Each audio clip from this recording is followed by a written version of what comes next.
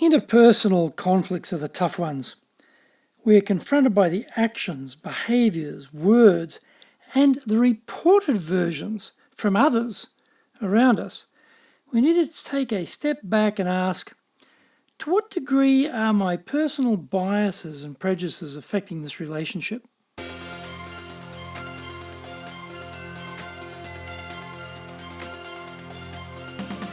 Konnichiwa and welcome to the Leadership Japan series. I'm your host in Tokyo, Dr. Greg Story, President of Dale Carnegie Training Japan, and much more importantly, you are a student of leadership, highly motivated to be the best in your own business field. Today's show is brought to you by the High Impact Presentations course. 2 days, 2 instructors, all the key structures you will ever need. Individual coaching and video review by experts. This is the Rolls Royce of presentations training. If you have a performance or people challenge in Japan, then maybe we can help you. Contact me at greg.story@dalecarnegie.com. How would you like your own access to 105 years of the accumulated wisdom of Dale Carnegie Training? We've got free white papers, guidebooks, reports, training videos, blogs, newsletters, course information, a lot more over at japan.dalecarnegie.com. I do 3 weekly podcasts, and if you're interested in presentations, search for the Presentation Japan series on iTunes, and if you're interested in sales, then look for the Sales Japan series also on iTunes. Before we get going, today's handy Japanese phrase is 楽しみですね. 楽しみですね. Well, something to look forward to, isn't it? 楽しみですね. 楽しみですね.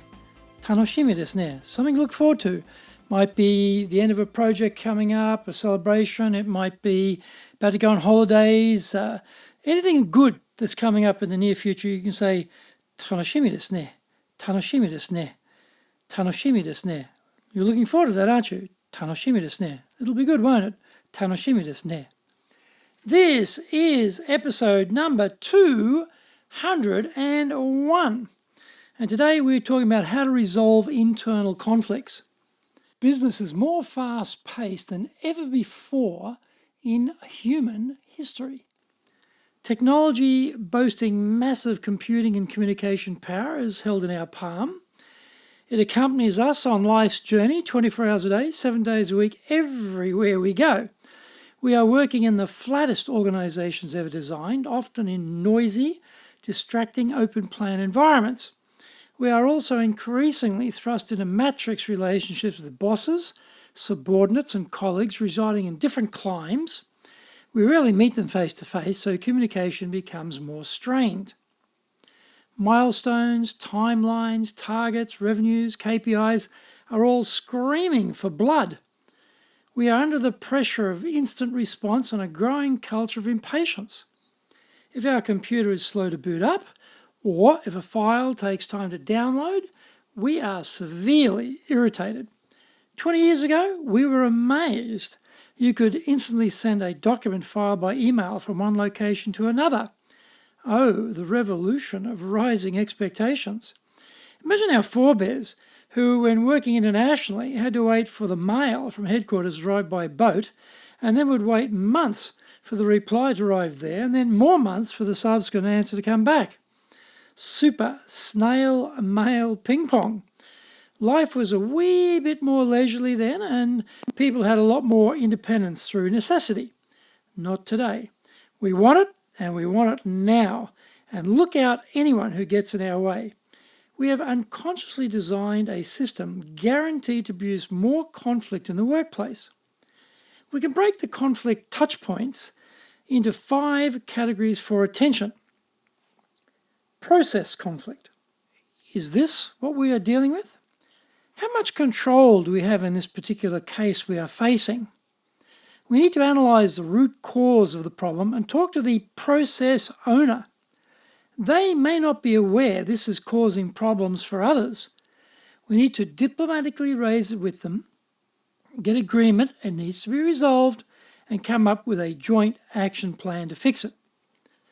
Role conflicts easily arise in flat organisations. What is our perception of our own role in relation to others involved in this issue? We can't expect others to be making the effort to clarify our role, so we have to take the lead to do this.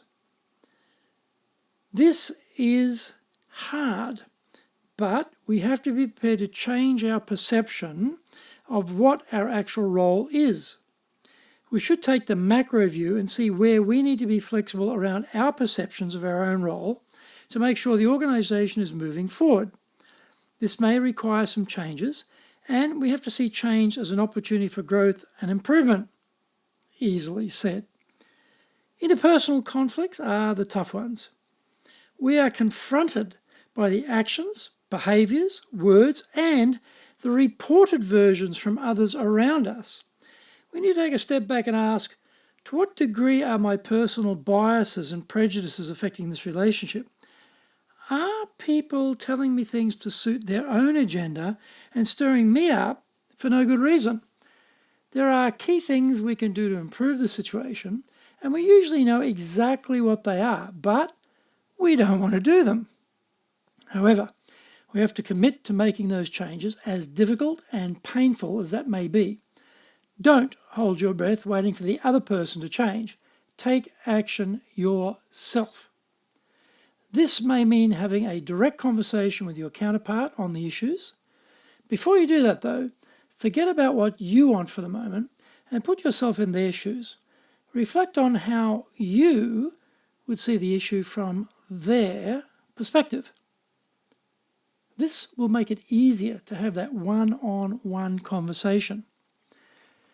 Direction conflicts arise when the path forward is unclear. Companies are not always excellent in informing everyone of what needs to happen, or at the same time. Check that you are in fact clear yourself on the organisation's current direction or vision. Bring up the discrepancy between you and the other party in respectful terms and in a neutral way. This is not about establishing blame, although we often like doing that, but about getting joint clarity around what is the aim and how it should be delivered together. External conflicts are tough because by definition you lack power or control. Ask yourself whether you have a dog in this fight or not. Choose your battles carefully and concentrate on what you can do to improve things rather than wasting energy whining about what you cannot control. As a general rule, if you find yourself complaining about anything outside of your control, stop and reset your mind around how the situation can be improved.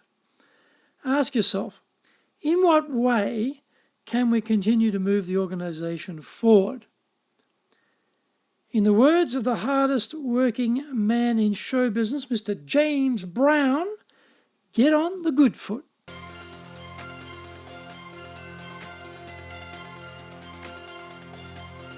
Thank you for joining the Leadership Japan series. We hope you enjoyed today's show, brought to you by the High Impact Presentations course. As mentioned, if you have a performance or people challenge in Japan, then maybe we can help you. Contact me at greg.story@dalecarnegie.com. Also, remember to access your Dale Carnegie training free reports, white papers, guidebooks, training videos, blogs, newsletters, course information, plus much more. Then go to japan.dalecarnegie.com. Check out my other podcasts, the Presentation Japan series and the Sales Japan series on iTunes. In our next episode, we will be talking about productivity, not immigration.